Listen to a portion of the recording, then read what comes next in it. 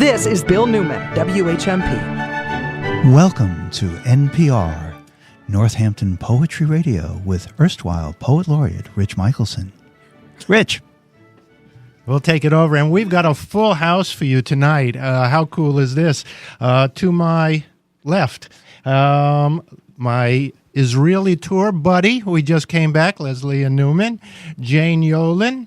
We've got Ellen Meeropol and Patricia Lee Lewis, and we are celebrating the publication of Compass Roads, a poems about the Pioneer Valley, a new anthology by our great local press, Leslea Press, put out by Straw Dogs Writing Collective. Is that what we call ourselves? Guild. Okay. And edited by Jane Yolen.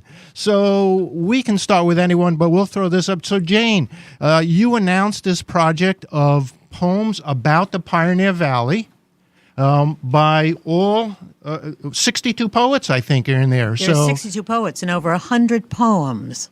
It was sort of grew.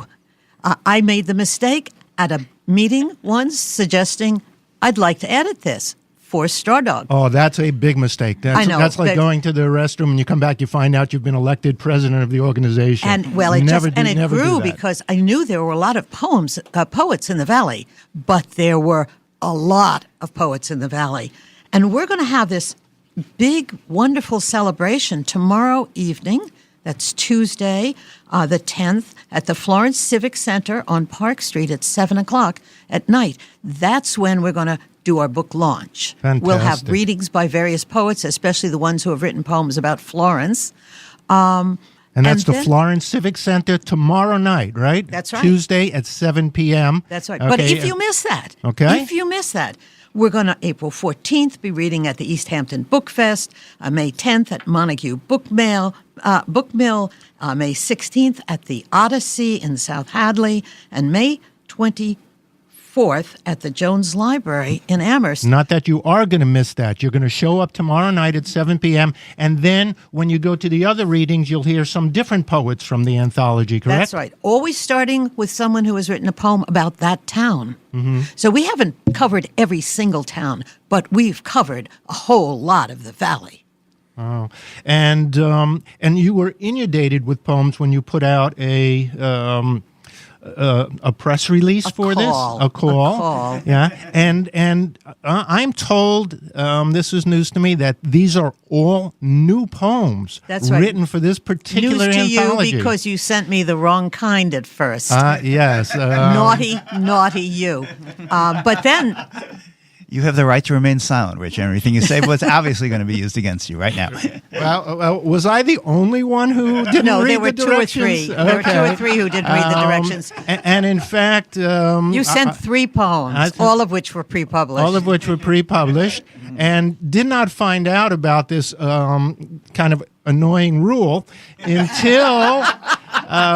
until you sent me back, I believe, the proofs probably the day before printing or just about, and you wanted to change one word or two in the poems, which I said, sure, why not? We may as well have different versions printed. And I want different versions printed. What does that mean? Yeah. And he ended up writing a new poem about Sojourner Truth, which blows me away. And you will hear it tomorrow. But I want to go from here and talk about Straw Dog, the Straw Dog Writers Guild, because without them and without their backing, this wouldn't have happened. So I'm going to turn it over now to Ellie Meeropol, who is the head of the board of directors?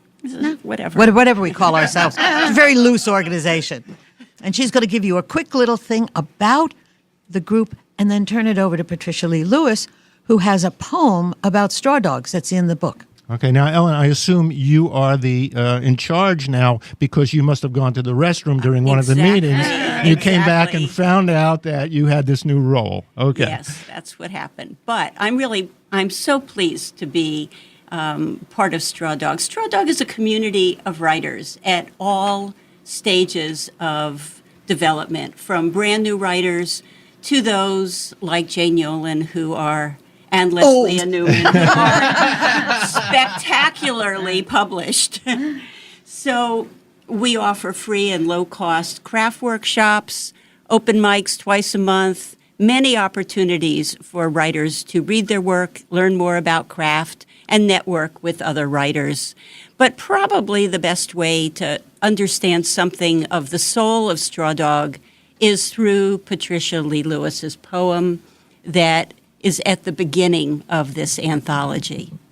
Well, thank you, Ellie. Yes, this is a wish for Straw Dog writers. May you be a tree in a community of beings, steadfast as red oak, generous as sugar maple, resilient as a ginkgo in winds of creation. May you take nothing to heart that is not yours, and render to no one harm. May you give to the small and drink what you need from the river.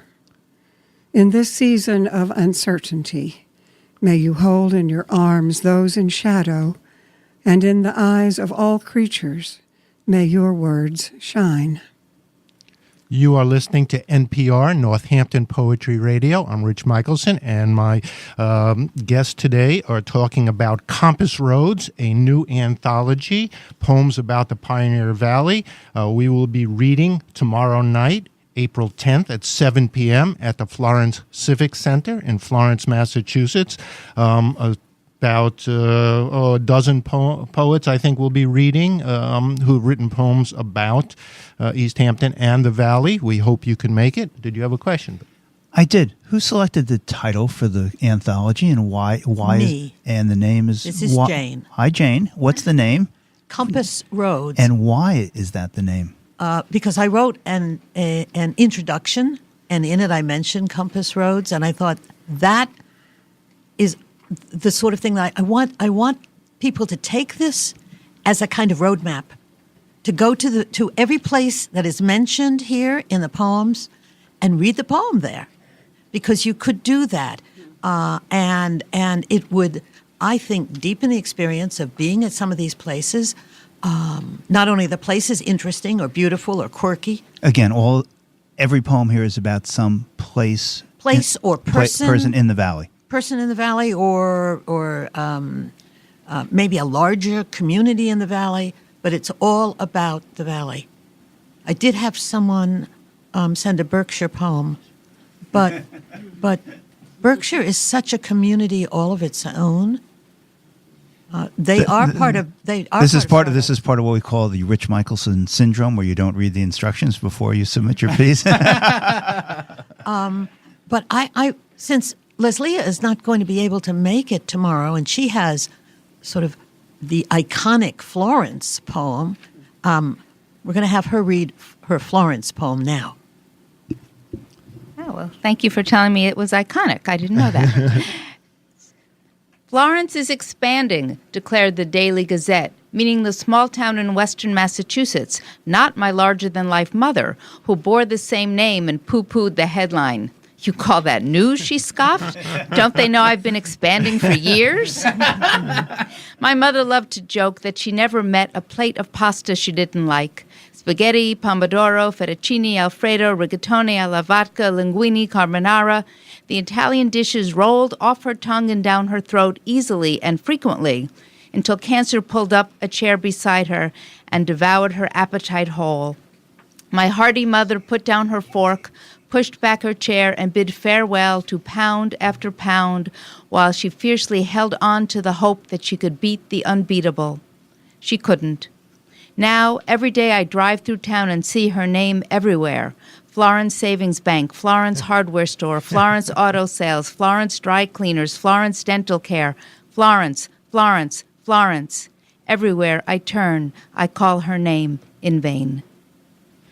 That's Leslea Newman, absolutely beautiful poem, and this is just a celebration of this area, a celebration of the poets in this area. Leslea, unfortunately, you're not joining us tomorrow night. I think you're too busy on the road. I am too busy. I'm going to California, but I just remembered that I will be reading the first Sunday in May in Ashfield. Does anybody know the details? I don't. Oh, that's the Straw Dog. Yes, but you can find the information on the Straw Dog website. So, and we'll also make sure that we announce that at a feature show. But tomorrow at 7 p.m., the Florence Civic Center, that's April 10th. There's another reading on April 14th at White Square Books in East Hampton. You're listening to NPR, At 4 Northampton p.m. Poetry Radio. And this is not only a celebration of local poets, the local area, a local press put it together. I mean, we are just so rich here in the Valley of poets. Were there poets, Jane, in the give and take that you had to not use because you had too many? Or Alas, there were some. Some of them had written a poem that was too similar to one that I'd already had. I had more than enough Emily Dickinson poems. right. We didn't need any more Shelburne poems, so we stuck one into Buckland. But honestly, I acted like any kind of an editor would. I chose the poems that spoke to me, that said to me, I have to be here, find a way to get me into it. And alas, as we know, in publishing, rejection is part of the package. But I want to turn now to Ellen Meeropol because I think that her poem about her mother-in-law pairs with very wonderfully with Leslea's poem about her mother. This poem is for Ethel, absent in Northampton. Having been executed, you belong to everyone. You are someone's martyr, someone's dupe. To some, you are a storybook heroine. Others see an evil woman who burns in hell. Some think they own you in the books they write or in the newsprint. Others paint your dishpan hands and flowered house dress. They sing your prison poems, paraphrase your death house letters. Having been executed, you were stolen from my family. Your son has only a baby's memories. Your granddaughters know only your front page face and your public words. Having been executed, you never visited us, even though your son and I have lived in this valley for decades. You never walked on the rail trail pushing a stroller, never frowned at the prices in Thorns compared to the Lower East Side, never handed $1 to a homeless man in front of the bank. Had you lived, I might resent you. Perhaps we would have argued over Robbie's long hair or which Haggadah to use. Instead, staring at Mount Tom, I wonder who you really were. The woman locked forever in a huge back room of my life, unfinished and unknowable, having been executed.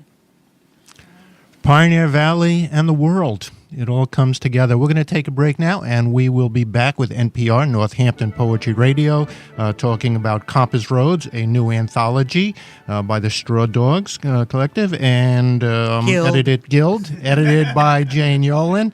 And we Who just edited you correctly, Rich Michelson. Once again. Now go back to the part we're going to take a break. First, I'd like to thank Ellen for that absolutely beautiful poem that, as I mentioned, set in this area. It mentions Ethel and Julius Rosenberg, who, of course, were executed by our government and one of the great shames of our time. But thank you for sharing that. You're married, of course, to their son, Robbie Meeropol, who was adopted after their deaths.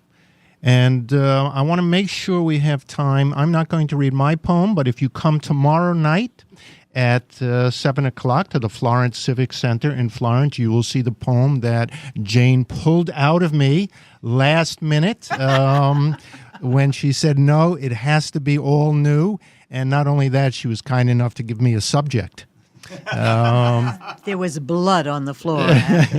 and that was tough for me. I was actually on my way to Costa Rica for vacation on the plane. But Sounds luckily, tough. Yeah, you know. The poetry life. First world problems. And she said, well, we need something on Sojourner Truth.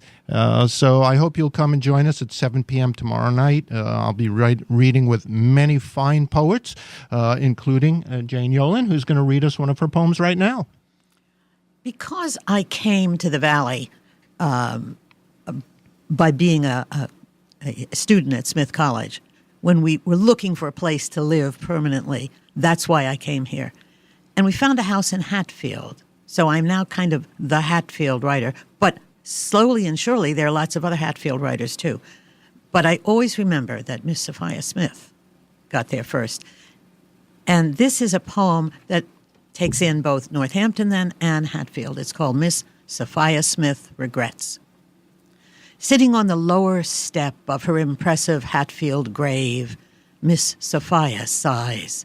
She glances across to the new elementary school where girls as well as boys sit bent over desks, writing, remembering sitting on the steps of the old Hatfield school, listening carefully to the boys inside, tolling their lessons like small bells. It had given her a thirst for learning, a desire to fill up empty vessels, to educate smart young women. And when I went to Smith College, 100 years later, I drank a toast to her, not knowing that one day my husband would be buried near her, but a few steps away. It's Jane Yolen, who will be reading with the poets tomorrow night at the Florence Civic Center, April 10th at 7 p.m., along with a number of other area poets. We are a welcoming group, Straw Dog Writers Guild. And could you tell me, Ellen and Pat, if people want to join, to learn more about the group, where do they go? What do they have to do? Well, Straw Dog Writers Guild actually started in Patricia Lee Lewis's living room about 8, almost 9 years ago. Would that be the Patchwork Farm living Yes, room? that would be the beautiful Patchwork farm that has Farm writing living room. retreats as well. We've grown enormously. We're now a nonprofit, and our website is strawdogwriters.org. You can go there, you can join and become a member of Straw Dog, or you can lurk and come to our events, which are pretty much all open to the public. These events are open to writers at any stage of the writing life. And for example, our next Straw Dog event that's not related to the poetry anthology is April 21st, a roundtable about different paths to publication. Straw Dog membership is a way for writers to both connect with and give back to the writing community. We hope you'll join us. We're open to all writers. Great. Thank you so much again. Quick answer to this question. Why straw dogs? Where does that come from? Patricia, you want to answer? Patricia Lee Lewis. That's a question I Lord. once asked. Straw dog, the way we define straw dog is that it's a kind of a draft, a first look at something. And since we all believe in editing and accepting what comes as well, straw dogs seem like a good way to begin. This is a draft. So put the movie out of your mind. Come and join the organization. Come to our readings tomorrow night, April 10th, 7 p.m. at the Florence Civic Center. We've got a dozen or so readers will be there. And I'd like to thank my guests, Leslea Newman, Jane Yolen, Ellen Meeropol, and Patricia Lee Lewis for joining me today on NPR, Northampton Poetry Radio. I'm your host, Rich Michelson, and we look forward to seeing you. And I'm the person who carries Rich Michelson's bag in his backpack. Hi, I'm Bill On the way to Newman. Costa Rica? On his way to Costa Rica, so he shouldn't have to strain too much to get the poem out, but thank you. I understand it's a brilliant poem, Rich Michelson. Congratulations. Congratulations to all of you. Thank you for this anthology. Everyone in the Valley is in your debt, and I hope listeners will see you tomorrow night in Florence.